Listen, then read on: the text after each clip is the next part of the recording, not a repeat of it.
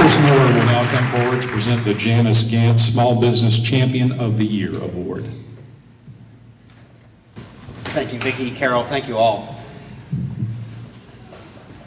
For those of you that have heard me talk before, and you've probably heard it more times than you care to, Chief Burkow mentioned something that the crime and investment are interrelated.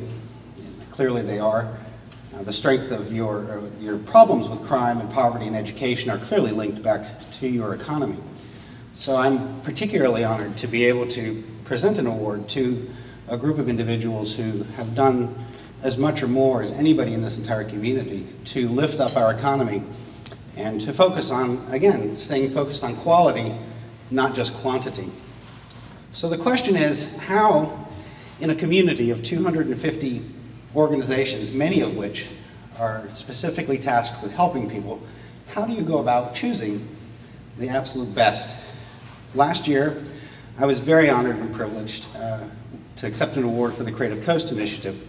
But to some extent, I viewed us as a traffic cop. We sort of point in the direction. We give road directions. We point people to the resources to connect them to the community.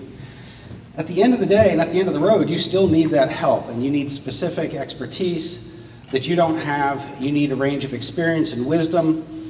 You need somebody that can show you the path and help you be successful in your business.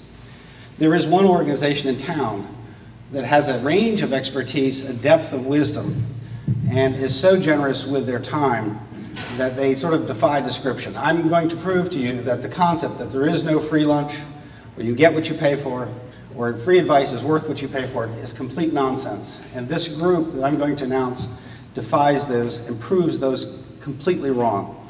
This is a team of people who are dedicated, who have experienced a range of things in their life. They've been successful in their world. They've done amazing things, and they've chosen to volunteer their time on their own free will to come together to help other people be successful. Without further ado, I'm extremely honored to be able to introduce the team members of SCORE, the Service Corps of Retired Executives.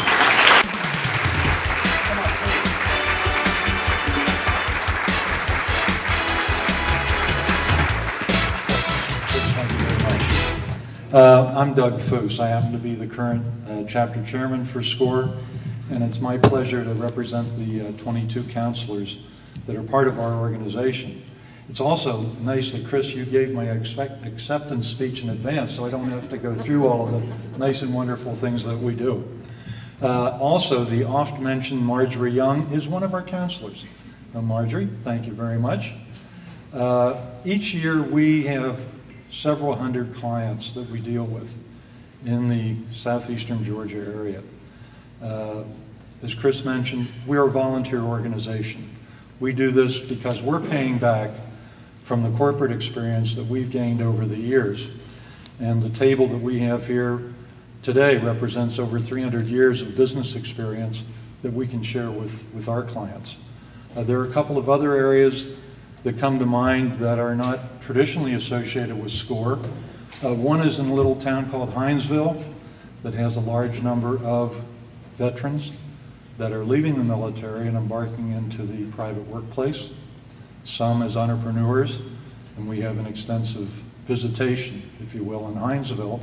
And the other is not-for-profit organizations, some of which have found that their own level of sophistication and expertise needs some fine-tuning.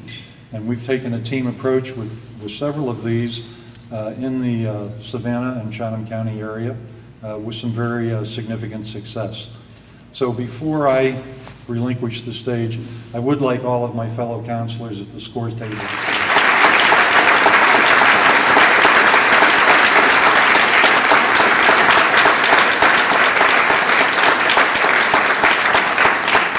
And our fourth and final award this afternoon, it is for the Small Business of the Year. This will be presented by Alan Edwards.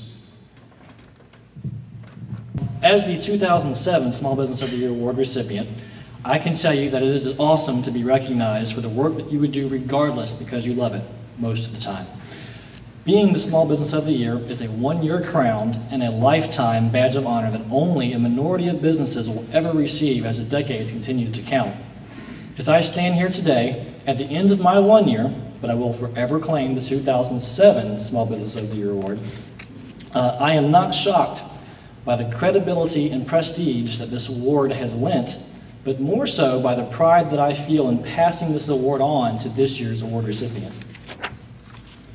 Next year, this year's award recipient will be celebrating 100 years in business. That's a tough feat. A few things have changed in the last 100 years. And this year's Small Business of the Year embraced these changes to succeed in not only surviving for the last century, but in improving the impact of its business toward its clients. Like her father, her grandfather, and her great-grandfather, she has improved and saved the lives of our best friends, which in turn has improved ours. For her dedication to the community through time, charity, and education, I give you the Small Business Chamber's 2008 Small Business of the Year Award recipient, Carla Case McCorvey for Case Veterinary Hospital.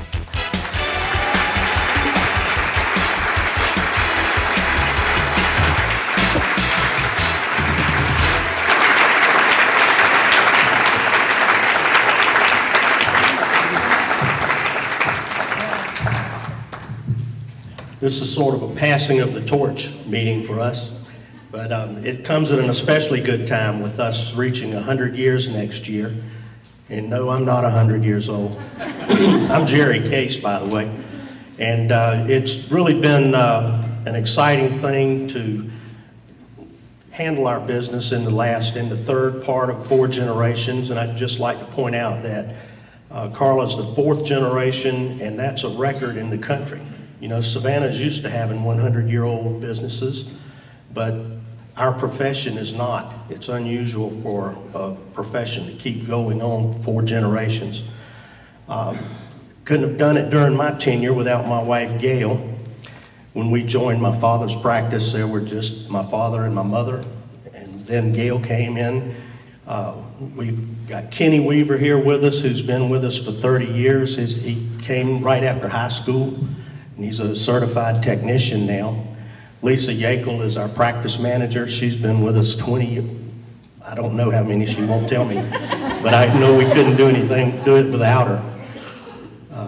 As far as passing the torch, Carla thinks I'm throwing it at her. But I've been really proud of what she's done coming along and how in just 9 years she's progressed and brought the practice along. Thank you very much. And I'd like to say, too, that this award, again, just as we talked about earlier, really belongs to these 3 tables right here. I don't have enough room to bring everybody up, but specifically Dr. Melanie Bevere, Dr. Allison Witherow, y'all are fantastic veterinarians. I feel honored to have you there by my side.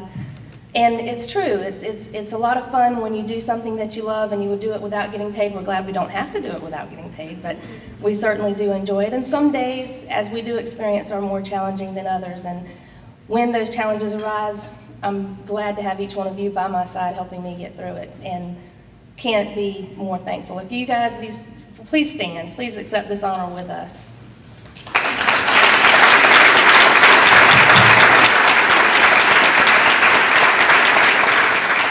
And now going forward, I can't promise another 100 years. That'll be up to my children and then their children after that. But I will promise you that we do realize and understand the responsibility and the honor that it is to take care of your pets. We understand that they are members of the family today like they never have been in history before. And we thank you for that. We promise to you to continue doing what we have striven to tried to do, and that is to do the very best we can to make them healthier, make them happier, and make you healthier and happier by doing so. Thank you very, very much.